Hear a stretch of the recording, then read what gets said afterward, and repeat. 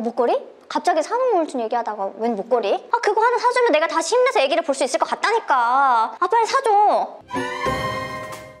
안녕하세요. 여러분의 입장에 맞는 맞춤 솔루션을 제시해드리는 양나래 변호사입니다. 오늘은요, 우리 사연자분이 남성분이십니다. 아내의 갑질을 참다 어디 얘기하지도 못하고 사연을 보내셨는데요. 과연 아내가 어떤 갑질을 했기 때문에 이렇게 속상하다고 하신 건지 오늘 사연도 출발합니다.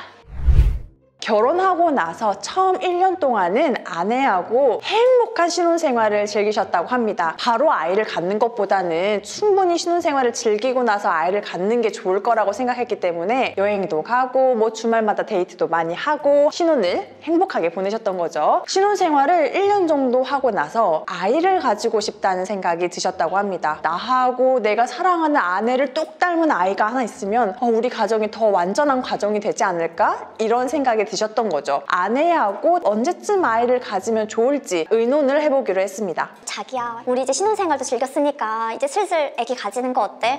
나는 진짜 자기 닮은 애기가 나오면 너무 행복할 것 같아. 어떻게 생각해? 오빠, 근데 애 낳는 거 여자한테 엄청 힘든 일인 거 알지? 애 낳으면 몸도 망가지고 거의 나랑 얘랑 바꾸는 수준이라니까? 그리고 내가 애 낳는다고 해가지고 오빠가 육아를 잘 도와줄지도 모르겠고 나는 솔직히 좀 걱정되긴 하는데 나 좀 고민할 시간을 좀 주면 안 되겠어? 아이도 중요했지만 나의 사랑하는 아내도 너무너무 중요했기 때문에 아내가 마음의 준비가 될 때까지 기다렸다가 아이를 가져야겠다라고 생각했습니다. 한 3개월 정도 지났을까요? 아내가 아이를 갖겠다고 얘기했습니다. 오빠, 나 결정했어. 애기 낳아야지. 근데 나 조건이 하나 있어. 나는 회사를 그만둬야 될 것 같아. 일단 애기를 가지려면 좀 건강관리도 해야 되고 애기 생긴 다음에 둘 다 병행하는 게 좀 무리인 것 같아. 만약에 퇴사하게 해주면은 애기 갖는 걸로 할게. 그리고 오빠가 돈 많이 벌잖아. 오빠 혼자 벌어도 우리 되잖아. 응? 갑자기 아내가 퇴사 선언을 하는 게 조금 당혹스럽기도 했지만 부모님이 마련해주신 집에서 살고 있었고 사연자분의 소득도 적지는 않았기 때문에 아내분의 퇴사를 흔쾌히 오케이 해주셨다고 합니다. 그리고 너무나 감사하게도 아이를 계획한 지 딱 2달 만에 아이가 생겼다고 합니다. 그런데 행복할 것만 같았던 두 사람 사이에 서서히 조금씩 불협화음이 생기기 시작했습니다. 산후조리원에서 조리원 동기가 있대. 그래서 좋은 조리원에 가면은 완전 부잣집 사람들이랑 어울려가지고 애들이 진짜 완전 좋은 학군으로만 가고 장난 아니래. 그래서 말인데 우리 산후조리원 좀 좋은 데 가면 안 돼? 연예인도 갔던 산후조리원이거든? 근데 1000만 원부터래.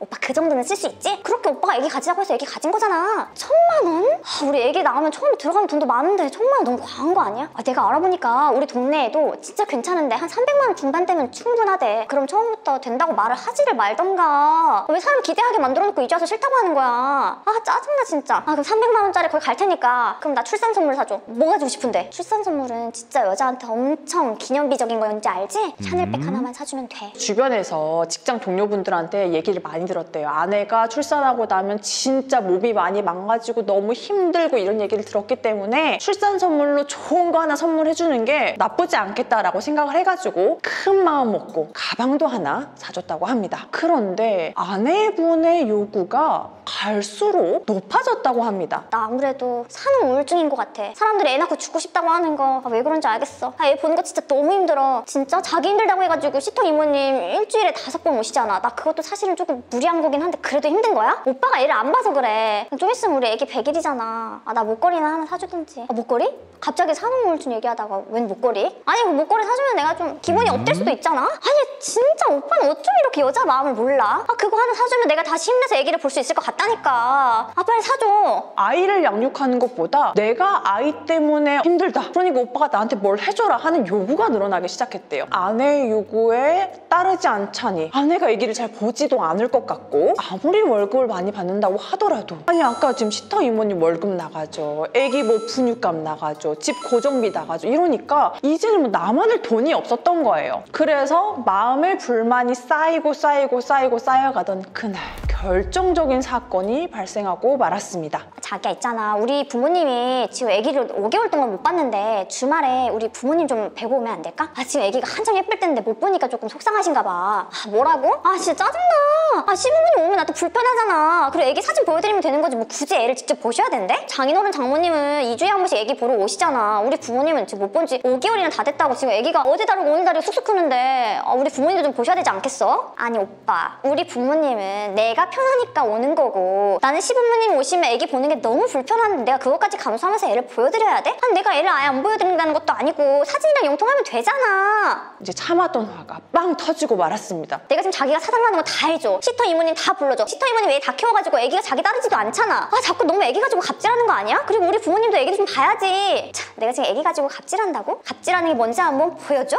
애기를 데리고 친정으로 가고 말았습니다. 그리고는요 잠수를 탔습니다. 그렇게 한 일주일 동안 냉전을 하고 나서요 사연자분한테 장문의 카카오톡 메시지를 보냈다고 합니다. 자기가 요구하는 요구 조건을 적어가지고요 이 조건들을 만족시키지 않으면 절대 애기는 보여줄 수 없다라는 거였는데요. 첫 번째, 시부모님께서 애기를 보고 싶다고 할 때에는 사진 또는 영상 통화만 한다. 두 번째, 아이는 명절에만 시부모님께 데리고 간다. 만약 시부모님께서 정말 아이를 보고 싶을 경우 2주 전에 미리 연락해서 2시간 정도 볼 수 있다. 세 번째, 아이를 키울수록 생활비가 늘어나니 생활비를 100만 원 인상해준다. 저는 이거 보고 진짜 이게 말이 되나 싶을 정도로 이게 진짠가? 그런데 진짜로 이렇게 메시지를 보내셨다고 합니다. 아이를 위해서 참고 참았지만 더는 참을 수 없었기 때문에 아내분한테 이번에는 꼭 할 말을 해야겠다라고 하셨습니다. 당신이 말한 조건들은 너무 과도한 것 같아. 그리고 우리가 아이를 같이 좋아서 낳아서 키우자는 건데 이건 일방적으로 내가 끌려가는 느낌이 들기도 하고 불합리한 것 같은데 대화를 해가지고 해결했으면 좋겠어. 그리고 장인어른 장모님한테 애기 보여드리는 만큼 나도 우리 부모님한테 애기 보여드리고 싶으니까 일정은 조율해가지고 좀 맞추자. 이건 진짜 너무 부당한 요구인 것 같은데? 아 오빠가 내 요구 못 들어주겠다고? 알겠어. 그럼 앞으로 애 볼 생각 하지 말고 이혼해. 그때 오빠 그거 알아? 애기가 어려서 아빠는 절대 친권 양육권 못 얻는데 그러면 어떻게 되는 줄 알아? 내가 애 키울 거고 나는 절대 오빠랑 시부모님한테 애기 보여주는 일 없을 테니까 그렇게 알아. 알겠지? 마음에 안 들면 이혼하던지. 궁금한 점에 대해서는 명확히 짚고 이혼을 할지 아니면 혼인 생활을 유지할지 결정하고 싶다고 하십니다. 지금 우리 사연자분 상황 같은 경우에는 합의하에 좋다고 해가지고 회사까지 그만두고 이렇게 출산하게 해줬는데 마치 내가 원치 않는데 남편 때문에 애를 가진 것처럼 하면서 너무 애 가지고 유세 떤다는 생각 들지 않나요? 우리 사연자분을 위한 솔루션을 한번 명쾌하게 드려보도록 하겠습니다. 이 내용은요 우리 사연자뿐만 아니라 양육권으로 분쟁이 있으신 분들에게 제가 말씀드리는 필승 전략이라고 할 수 있겠습니다. 여러분 잘 들으셔야 돼요. 첫 번째로는요 아이가 어리기 때문에 친권 양육권은 무조건 엄마만 가질 수 있다라고 하는데요. 정말로 아빠는 친권 양육권을 가질 수 없는 건가요? 친권 양육권은요 아이 엄마한테 유리한 게 사실입니다. 역할 분담이라는 게 성별에서 결정되는 것들이 있잖아요. 자녀의 친권 양육권을 결정할 때에는요 가장 중요한 게 누가 아이를 키우는 게 아이한테 가장 좋느냐, 이게 첫 번째 기준이 되거든요. 그래서 아이가 어릴수록 아빠보다 엄마가 키우는 것이 아이의 복리에 훨씬 좋다고 여겨지기 때문에 일반적인 경우에 그래서 엄마가 친권자 양육권자로 결정되는 확률이 매우 높습니다. 아빠가 친권자 양육권자로 지정된 경우들이 있는데 그럴 때는 어떤 경우들이었냐? 첫 번째, 아이 양육을 적극적으로 했던 아빠. 그리고 두 번째로는요 부모님께서 아이를 적극적으로 케어해 주실 수 있다든지 형제자매가 똑같이 동년배의 아기를 키우고 있어가지고 함께 공동 양육을 할 수 있는 상황이라든지 이걸 또 적극적으로 주장하면은 아빠가 친권 양육권을 확보하는데 매우 유리하다고 볼 수 있습니다. 세 번째로는 내 배우자가 양육을 하는 것이 오히려 아이의 정서에 좋지 않다는 점을 충분히 어필할 수 있으면은요 양육권을 확보하는 게 불가능한 것은 아니다 라고 말씀드릴 수 있겠습니다.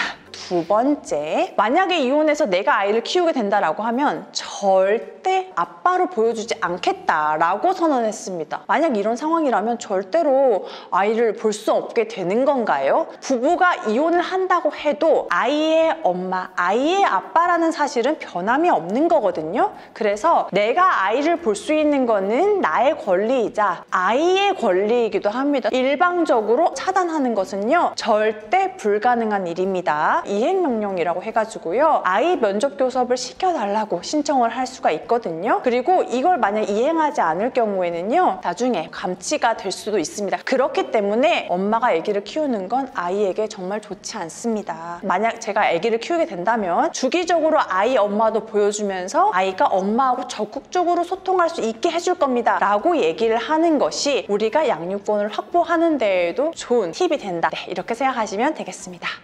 자, 오늘 사연도 제가 이렇게 소개해드렸는데요. 아이 양육권에 대해서 추가로 궁금하신 점 있으시다면요, 댓글 남겨주시고요. 저도 사연 꼭 한번 보내고 싶다라고 하신다면 아래 메일 주소로 사연 보내주시면 제가 명쾌하게 솔루션 드리도록 하겠습니다. 오늘 영상도 도움 되셨다면 좋아요, 구독, 알림 설정 부탁드립니다. 안녕!